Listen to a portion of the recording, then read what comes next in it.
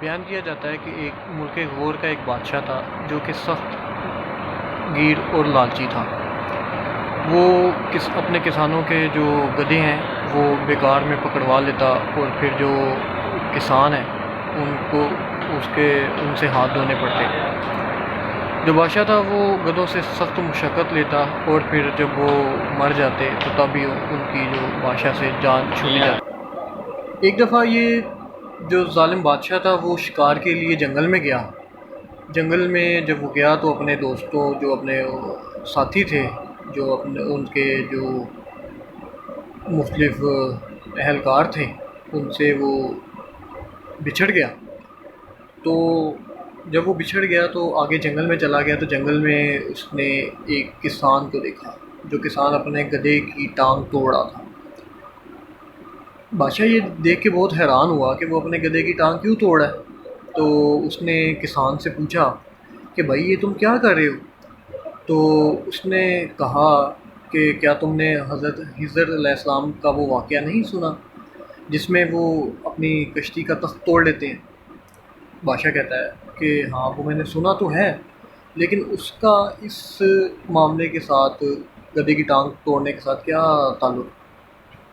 پھر اس نے کسان نے بتایا کہ آپ کو نہیں معلوم کہ ہمارا جو ملک کا بادشاہ ہے وہ کتنا سخت لالچی ہے۔ وہ معصوم کسانوں کے جو گدھے ہیں وہ پکڑ لیتا ہے، ٹھیک ہے، اور ان سے محروم کر دیتا ہے ہمیشہ کے لیے۔ تو پھر ان کے ساتھ مشقت کرتا ہے اور اس لیے میں یہ میرا جو جاندار گدھا ہے اس کی ٹانگ توڑ رہا ہوں تاکہ یہ جو بادشاہ ہے اس کی نظروں میں نہ آ سکے، اور یہی ایک ذریعہ ہے جس سے میں اپنے بیوی بچوں کا پیٹ پالتا ہوں۔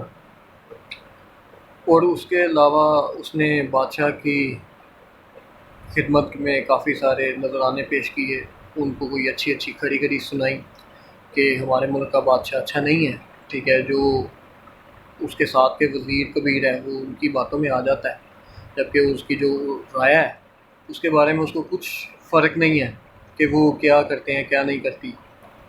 بادشاہ کو یہ ساری باتیں سن کے غصہ تو بہت آیا، لیکن جب کہ اس نے دیکھا کہ وہ تنہا ہے تو وہ چپ کر گیا۔